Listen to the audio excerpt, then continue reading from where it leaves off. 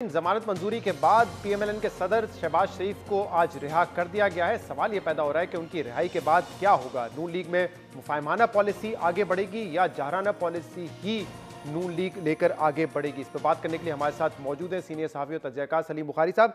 सलीम साहब, बहुत बहुत शुक्रिया वक्त देने के लिए। वैसे ही हम देख रहे हैं कि पीडीएम में दरार पड़ चुकी है, उतनी इफेक्टिवनेस रही नहीं है। अब शहबाज शरीफ जब रिहा हो गए हैं तो नून लीग की सियासत कैसी होगी? जहराना तरीके से होगी जो नवाज शरीफ और मरीम नवाज की पॉलिसी है, या मुफाहिमाना तरीका जो हमेशा शहबाज शरीफ साहब का तरीका रहा है? बहुत शुक्रिया आपके शहजाद, आपने अपने प्रोग्राम में याद किया मुझे।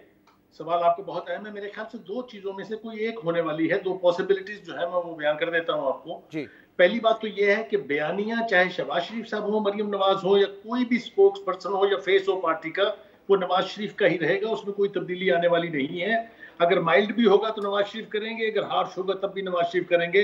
इसके बारे में कोई इबाहम नहीं होना चाहिए। पहली बात तो यह है। दूसरी बात यह है कि ये जिस तरीके से रिहाइयों की एक सीरीज चली है और जिस तरह की रिहाइयां हुई हैं, मिसाल के तौर पे मरियम को कहा गया कि 10 दिन पहले अगर आपने उन्हें गिरफ्तार करना हो तो आप बताएंगे। हमजा शहबाज शरीफ के बारे में, जमानत के बारे में भी आप देख लें हालात, और अब शहबाज शरीफ की बाद गिरफ्तारी की जो जमानत है, ये सारा कुछ बिला वजह नहीं होता है, इस मुल्क में नहीं होता है। आपने देखा है बाकायदा से एक विच हंट थी जो अब बंद है। नवाज शरीफ की मुल्क से बाहर रहने के बारे में वावेला खत्म है।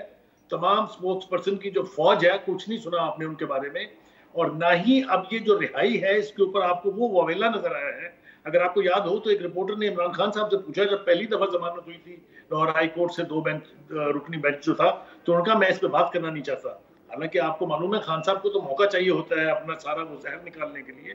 तो ये सब कुछ जो हो रहा है ये ना तो हवा में हो रहा है और ना बिला वजह हो रहा है। जो इशारा आपके ने मुझसे पूछा है और मैं उसका जवाब देना चाहता हूँ वो ये कि इस मुल्क में द पावर दैट भी कह लीजिए, उसको सिलेक्टर्स कह लीजिए, नाम जो मर्जी दे लीजिए, लेकिन उनकी रजामंदी, उनकी नोट के बगैर कुछ नहीं होता। और ये तमाम रिहाइयां जो हुई हैं ये भी उनकी मर्जी के बगैर नहीं है।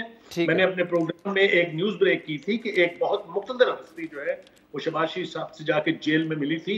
आप मेरा इशारा समझ गए होंगे।